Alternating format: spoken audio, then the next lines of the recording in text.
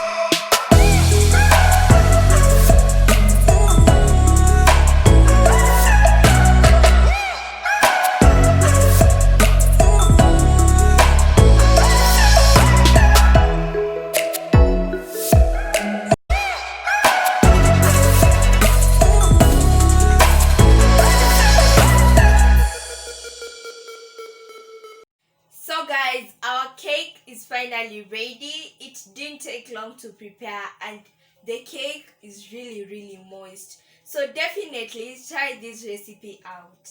I hope you enjoyed, guys, and don't forget to subscribe down below and turn on the post notification bell so that you can be notified whenever I upload a new video every Saturday. Give this video a big thumbs up and share to your friends and family. I hope I'll see you next time. Bye, guys.